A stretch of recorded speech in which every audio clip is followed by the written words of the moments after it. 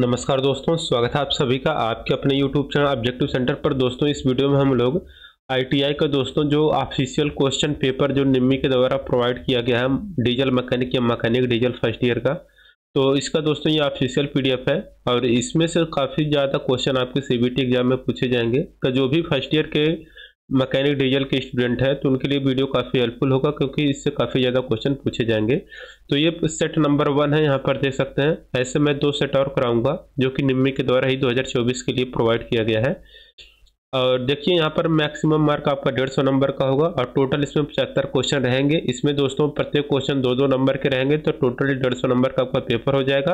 और इसमें दोस्तों किसी भी प्रकार की निगेटिव मार्किंग नहीं होने वाला है। और यहाँ पर देखिए दोस्तों, यहाँ पर सबसे पहले आप लोगों का ट्रेड थ्योरी का क्वेश्चन आ जाता है। ट्रेड थ्योरी का क्वेश्चन जो होगा दोस्तों, यह आपका 38 क्वेश्चन देखने को मिलेगा। अब यहाँ पर देखिए दोस्तों, पहला क्वेश्चन यहाँ पर क्या कहा गया है जो कि आपका ट्रेड थ्योरी से संबंधित है। अब यहाँ पर देखिए पहला क्वेश्चन यहाँ पर आ चुका है। इसको हम थोड़ा जूम कर लेते हैं ताकि आपको अच्छे से दिखे। वैसे भी निम्मी ने ये इतना छोटा छोटा वैसे भी लिख दिया है। पहला क्वेश्चन यहाँ पर विच इज केमिकल हैजर्ड, कौन सा रासायनिक खतरा है। तो दोस्तों देखिए जो रासायनिक खतरा है वह है आपका विस्फोटक। विस्फोटक क्या होता है कि आपका रासायनिक खतरा होता है।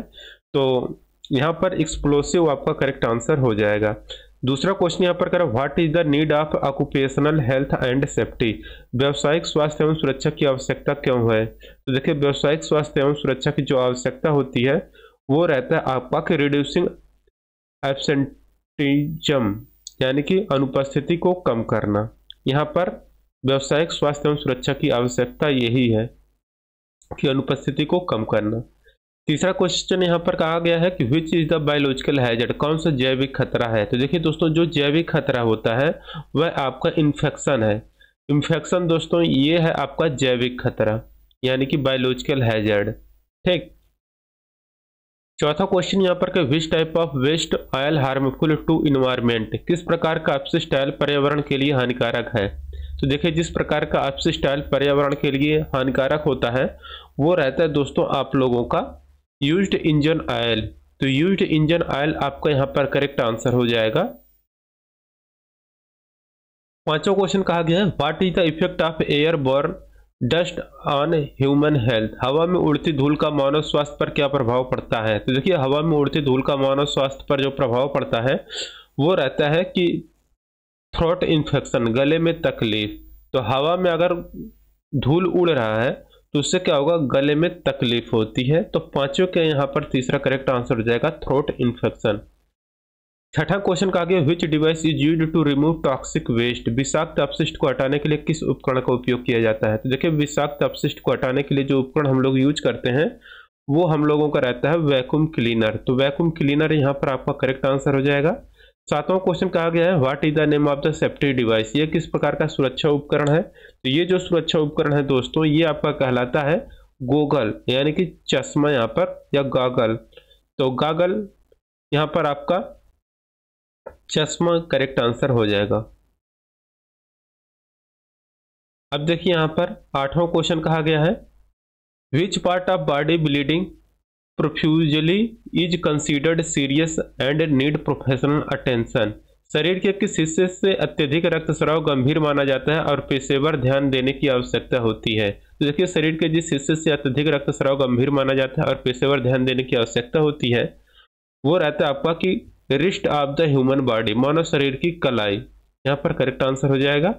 नौवां क्वेश्चन है, how to treat burn and scald of hands, हाथ के जलने और झुलसने का इलाज कैसे किया जाता है। तो देखिए हाथ के जलने और झुलसने का जो इलाज किया जाता है दोस्तों वो किया जाता है आपका कि covering burnt hand under cold water, जले हुए हाथ को ठंडे पानी से ढकें।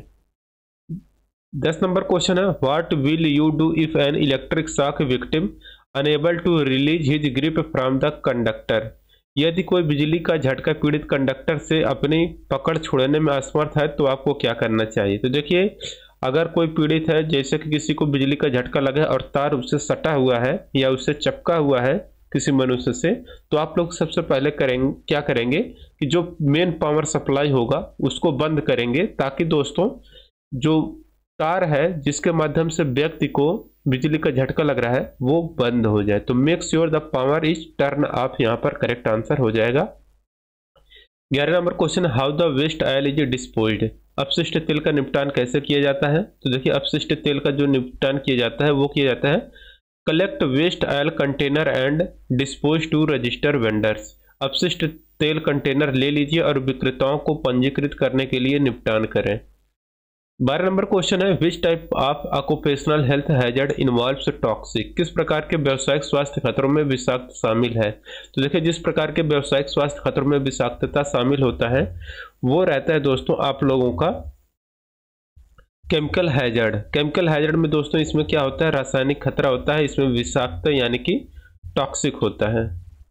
13 नंबर क्वेश्चन कहा गया, what type of safety covers the wearing of safety shoes in workshop, workshop में किस प्रकार की सुरक्षा जूते पहनने को कवर करती हैं। देखिए वर्कशॉप में जिस प्रकार के सुरक्षा जूते पहनने को कवर करती हैं वो रहता है दोस्तों आपका कि पर्सनल सेफ्टी, व्यक्तिगत सुरक्षा यहाँ पर करेक्ट आंसर हो जाएगा। 14 नंबर क्वेश्चन है, which fire extinguisher used for flammable liquid fires, ज्वलनशील तरल आग के लिए किस अग्निशामक यंत्र का उपयोग किया जाता है। तो देखिए ज्वलनशील तरल आग के लिए जिस अग्निशामक यंत्र का उपयोग किया जाता है वो रहता है आपका ड्राई पाउडर एक्सटिंग्विशर, सूखा पाउडर बुझाने वाले यहाँ पर करेक्ट आंसर हो जाएगा। 15 number question, what is the first aid, प्रथम चिकित्सा क्या है। तो देखिए फर्स्ट एड जो होता है वो रहता है दोस्तों आपका कि it is an immediate life saving treatment, यह एक तत्काल जीवन रक्षक उपचार होता है जिसको कि हम लोग प्राथमिक उपचार या फर्स्ट एड कहते हैं। 16 number question, what is the name of the part mark as X, X रूप में दोस्तों ये जो चिन्हित भाग दिखाया गया है ये आपका कहलाता है आपका डेप्थ मेजरिंग ब्लेड, इसके द्वारा हम लोग गहराई को मापते हैं तो इसको हम लोग कहते हैं डेप्थ मेजरिंग ब्लेड, गहराई मापने वाला ब्लेड या डेप्थ मीटर, यहाँ पर हो जाएगा डेप्थ मीटर हो जाएगा ये। 17 number question, what is the name of the part mark as X, X रूप में ये जो चिन्हित भाग है इसका नाम आपको बताना है। तो दोस्तों ये जो भाग है ये आपका कहलाता है एक्स पार्ट, ये आपका कहलाता है लॉक, तो ये लॉक है यानी कि ताला, यहाँ पर करेक्ट आंसर होगा। 18 number question, what is the least count of the metric outside micrometer, micrometer के बाहरी मीटर की न्यूनतम संख्या क्या होती है, या लीस्ट काउंट यानी कि अल्पतमांक जिसको हम लोग बोलते हैं, इसको लीस्ट काउंट मतलब होता है अल्पतमांक, न्यूनतम संख्या इसको नहीं, यहाँ पर हिंदी गलत दिया है, इसको अल्पतमांक पढ़िए तो ही अच्छा सही रहेगा। तो माइक्रोमीटर का बाहरी, तो यहाँ पर देखिए ये आपका गलत है, हिंदी टोटली जान लीजिए गलत है। देखिए आउटसाइड जो माइक्रोमीटर होता है उसका अल्पतमांक कितना होता है ये इसकी शुद्ध हिंदी निकल कर आएगी। तो देखिए आउटसाइड माइक्रोमीटर का जो लीस्ट काउंट यानी कि अल्पतमांक होता है वो होता है दोस्तों आपका 0.01 mm। 19 नंबर क्वेश्चन कहा गया, which part ensure uniform pressure on the measuring face in the outside micrometer, कौन सा हिस्सा बाहरी माइक्रोमीटर में मापने वाले चेहरों पर समान दबाव सुनिश्चित करता है। तो ये जो समान दबाव सुनिश्चित करता है वो रैचेट स्टॉप रहता है। तो रैचेट स्लॉप यहाँ पर दिया गया, तो रैचेट स्लॉप यहाँ पर करेक्ट आंसर हो जाएगा। 20 नंबर क्वेश्चन है, which is the fixed measuring face of micrometer, micrometer का सुनिश्चित मापने वाला चेहरा कौन सा है। तो माइक्रोमीटर का जो फिक्स्ड मेजरिंग फेस रहता है दोस्तों वो आपका रहता है निहाई, जिसको कि हम लोग अंग्रेजी में एनविल कहते हैं। 21 number question, what is the name of the part mark as X, X रूप में चिन्हित भाग का नाम बताना है। तो एक्स रूप में चिन्हित भाग का दोस्तों ये जो नाम है ये आपका दोस्तों कहलाता है फ्रेम, तो यहाँ पर आपका करेक्ट आंसर हो जाएगा फ्रेम। दूसरा क्वेश्चन है, what is the name of the part mark as, यहाँ पर एक्स भाग दोस्तों ये जो आपको दिखाया गया है ये आपका कहलाता है एनविल, तो यहाँ पर एनविल आपका करेक्ट आंसर हो जाएगा। अब देखिए दोस्तों 23 number question, what is the value of one thimble division reading in outside micrometer, बाहरी माइक्रोमीटर में एक थिम्बल डिवीजन रीडिंग का मूल्य क्या होता है, या अल्पतमांक क्या होता है, या वैल्यू क्या होता है, या मिनिमम है कितना माप सकता है। तो ये माप सकता है 0.01 mm, यहाँ पर आपका करेक्ट आंसर हो जाएगा। 24 number question, what is the name of the part mark as X, X रूप में चिन्हित भाग का नाम क्या है। यहाँ पर एक्स पार्ट के रूप में जो चिन्हित भाग है ये आपका कहलाता है आपका सेंटरिंग शूज। तो जूतों को केंद्रित करना यहाँ पर आपका करेक्ट आंसर हो जाएगा। 24 का यहाँ पर तीसरा करेक्ट आंसर हो जाएगा। 25 नंबर क्वेश्चन है, what is the name of the part mark as X, X के रूप में चिन्हित भाग का नाम क्या है। तो दोस्तों यहाँ पर जो आपको एक्स पार्ट दिखाया गया है ये आपका प्लंजर का है, तो प्लंजर यहाँ पर आपका करेक्ट आंसर हो जाएगा। 26 नंबर क्वेश्चन देखिए क्या कह रहा है, कह रहा है which can be measured by filler gauge, किसको फिलर गेज द्वारा मापा जा सकता है। तो देखिए जिसको फिलर गेज के द्वारा माप सकते हैं वो रहता है गैप बिटवीन मीटिंग पार्ट। तो मिलने वाले पार्ट या के बीच गैप को मापने के लिए हम लोग फिलर गेज का प्रयोग करते हैं। तो कोई भी अगर दो पार्ट है उनके बीच अगर गैप है और उस गैप को अगर मापना है तो वहां पर हम लोग फिलर गेज का प्रयोग करते हैं। 27 number question, which marking media is poisonous, कौन सा मार्किंग मीडिया जहरीला होता है। तो देखिए जो मार्किंग मीडिया जहरीला होता है वह आपका रहता है कॉपर सल्फेट। 28 नंबर क्वेश्चन है, which marking device is used to scribe circle, तो किसका प्रयोग हम लोग स्क्राइब के लिए करते हैं। तो हम लोग देखिए जिसके द्वारा हम लोग सर्कल खींचते हैं वो रहता है आपका स्प्रिंग डिवाइडर। तो यहाँ पर marking device is used for scribe circle, यानी कि सर्कल को खींचने के लिए जो हम लोग मार्किंग डिवाइस यूज करते हैं हमारा स्प्रिंग डिवाइडर होता है। 29 नंबर क्वेश्चन है, what is the name of the caliper, ये जो कैलिपर आपको चित्र में दिखाया गया है ये कौन सा कैलिपर है। तो ये है दोस्तों आप लोगों का आउटसाइड कैलिपर ये कहलाता है। तो यहाँ पर 29 का यहाँ पर करेक्ट आंसर हो जाएगा। आउटसाइड कैलिपर यहाँ पर तो दिया गया है तो स्प्रिंग ज्वाइंट आउटसाइड कैलिपर हो जाएगा, क्योंकि यहाँ पर स्प्रिंग भी लगा हुआ है देख सकते हैं। तो ये यहाँ पर स्प्रिंग लगा है तो ये आपका आउटसाइड कैलिपर तो है ही आउटसाइड कैलिपर, लेकिन यहाँ पर स्प्रिंग ज्वाइंट यानी कि यहाँ पर स्प्रिंग भी देखिए लगा हुआ है तो स्प्रिंग ज्वाइंट आउटसाइड कैलिपर यहाँ पर आपका करेक्ट आंसर हो जाएगा। 30 number question, what is the angle of prick punch, prick punch का कोण कितना होता है। तो प्रिक पंच होता है 60 डिग्री। तो यहाँ पर आपका 30 का करेक्ट आंसर हो जाएगा 1, 60 degree. 31 number question, what is the name of the part mark as X के रूप में चिन्हित भाग का नाम क्या है। तो ये देखिए लकड़ी, ये यहाँ पर लकड़ी है और ये जो है दोस्तों आपको ये हथौड़ा है और इसका जो ऊपर का फेस है एक बाल की तरह दिख रहा है तो ये आपका बाल पिन हैमर है। लेकिन अब इस बाल पिन हैमर में कह रहा है कि एक्स जो है ये क्या है, तो ये कहलाता है दोस्तों आपका pin.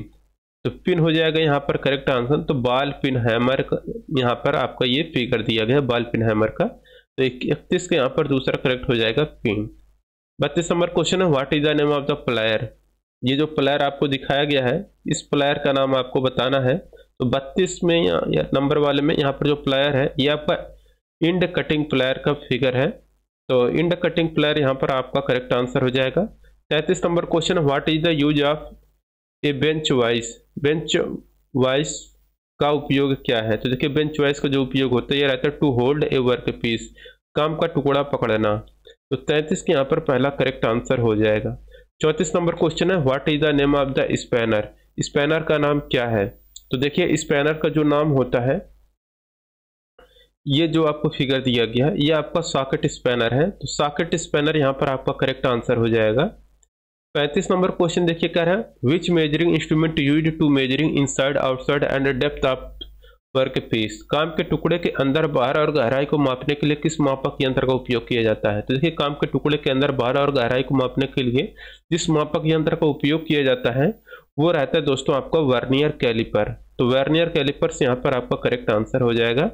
36 number question, which part of vernier caliper used to measure internal and external measurement, आंतरिक और बाहरी माप को मापने के लिए किस प्रकार के हम लोग वर्नियर कैलिपर का उपयोग करते हैं, मतलब कौन वर्नियर कैलिपर का कौन सा भाग उपयोग करते हैं। आंतरिक और बाहरी माप को अगर मापना है तो वर्नियर कैलिपर का हम लोग कौन सा पार्ट या भाग यूज करते हैं।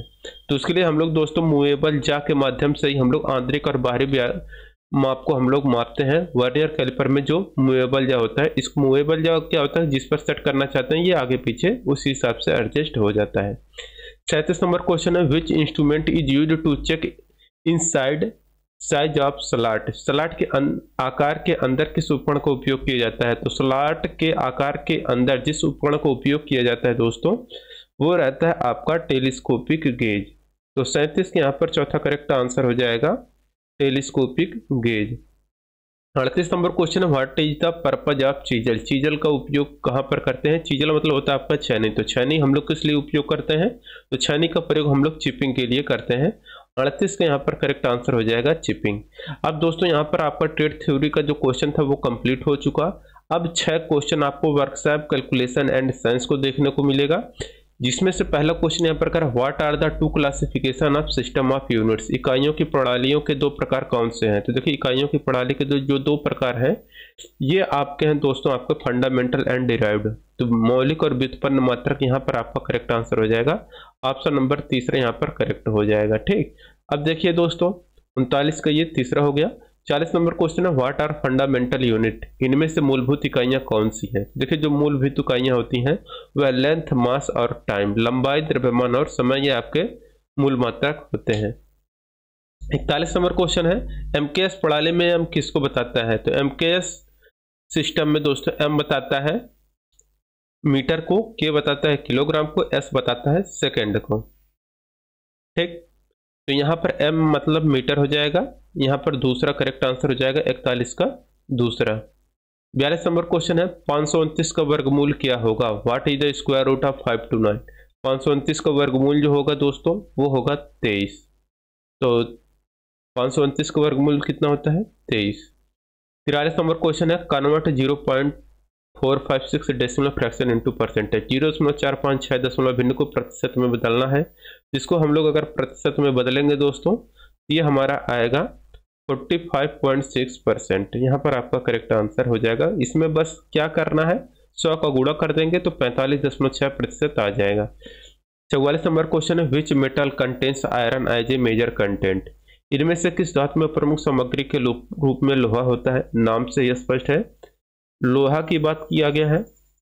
तो लौह धातुओं में यानी कि फेरस मेटल में लोहा पाया जाएगा। अब देखिए दोस्तों यहाँ पर आ गया है इंजीनियरिंग ड्राइंग। तो इंजीनियरिंग ड्राइंग का यहाँ पर दोस्तों यहाँ पर क्वेश्चन, अब 6 क्वेश्चन देखने को मिलेगा। इसमें पहला क्वेश्चन देखिए कह रहा है कि identify the conventional symbol of material. चित्र में दिखाया गया सामग्री के पारंपरिक प्रतीक का पता लगाएं। तो ये जो दोस्तों आपको कन्वेंशनल सिंबल दिखाया गया है मटेरियल का, ये दोस्तों आप लोग बचपन में अगर आप लोग देखे होंगे 9, 10, 6, 7, 8 में साइंस में आप लोग इसी तरह से अगर आप लोग फिगर बनाते थे तो उसमें पानी को इसी तरह से डॉट से दर्शाते थे। तो इस तरह से ये आपका पानी का ये सिंबल है। 45 का पहला करेक्ट आंसर हो जाएगा। और ये दोस्तों किस प्रकार का कन्वेंशनल सिंबल है? तो ये है दोस्तों, आपको देख सकते हैं ये लकड़ी का है, तो ये हो जाएगा यहाँ पर वुड यानी कि लकड़ी, यहाँ पर आपका करेक्ट आंसर हो जाएगा। Identify the name of the instrument. चित्र में दिखाया गया उपकरण क्या है? तो मैथ वाले जितने भी स्टूडेंट होंगे सभी को ये पता होगा क्या होगा। तो इसको हम लोग बोलते हैं प्रोटेक्टर यानी कि चांदा। तो चांदा हो जाएगा। सेट स्क्वायर का नाम बताना है, तो ये आपका दोस्तों कौन सा है? तो ये है आपको 45 डिग्री सेट स्क्वायर। तो 45 डिग्री सेट स्क्वायर हो जाएगा। Compass used to draw far. Compass का उपयोग किसको ड्रा करने के लिए करते हैं? देखिए दोस्तों कंपास को हम लोग यूज करते हैं वृत्त यानी कि सर्कल खींचने के लिए। अब 50 नंबर क्वेश्चन है, कौन सा मानक अभेद शीर्षक ब्लॉक सही स्थिति में है? तो देखिए दोस्तों हम लोग जो ड्राइंग बनाते हैं, तो अगर ये दोस्तों आपका ड्राइंग है, ठीक है, ड्राइंग शीट है, तो यहाँ पर हम लोग जो टाइटल ब्लॉक दोस्तों ये होता है जिसमें आपके पूरे जो ड्राइंग शीट होता है उसका पूरा ब्यौरा दिया जाता है उसमें, यानी कि ये आपका फर्स्ट डायमेंशन में बनाया या थर्ड डायमेंशन में बनाया गया है। ठीक, तो ये बताता है और इसमें किसका है और इसमें आयाम कितना लिया गया, mm, सेंटीमीटर और जो कुछ भी होता है किलोमीटर, वो सब यहाँ पर इंडिकेशन दिया जाता है। और उसका जो मेन टाइटल ब्लॉक होता है दोस्तों जिसमें आपका नाम भी रहता है, वो दोस्तों हम लोग यहाँ पर राइट साइड में यहाँ पर हम लोग बनाते हैं। तो यहाँ पर जो आपको मिलेगा वो टाइटल ब्लॉक वही आपका सही माना जाएगा। और ऐसा आपको फिगर नंबर 1 में दिख रहा है। यहाँ पर देखिए टाइटल ब्लॉक आपको यहाँ पर है, तो ये आपका सही हो गया। यहाँ पर आपका दिया गया है जो कि बिल्कुल गलत है, यहाँ पर नहीं बल्कि आपका यहाँ पर होना चाहिए था, यहाँ पर, तब ये आपका सही माना जाता। इसमें यहाँ पर दिया है जबकि होना कहाँ पर चाहिए था, यहाँ पे। इसमें यहाँ पर दिया गया है, होना कहाँ चाहिए था, यहाँ पर। ठीक, तो ये हो गया। अब देखिए दोस्तों, एम्प्लॉयबिलिटी स्किल का क्वेश्चन आ चुका है। अब एम्प्लॉयबिलिटी स्किल का जो भी स्टूडेंट क्वेश्चन देखना चाहते हैं वो डिस्क्रिप्शन बॉक्स में आपको लिंक दिया गया है, या प्लेलिस्ट वाले सेक्शन में जाएंगे। प्लेलिस्ट अलग से मैंने एम्प्लॉयबिलिटी स्किल का बनाया हुआ है, तो प्लेलिस्ट में जाके अपना चेक कर लीजिए। 51 से लेकर 75 तक क्वेश्चन आपको एम्प्लॉयबिलिटी स्किल का देखने को मिलेगा। लिंक आपको डिस्क्रिप्शन बॉक्स में दे दिया गया है। ठीक, मिलेंगे नेक्स्ट वीडियो में। Thank you.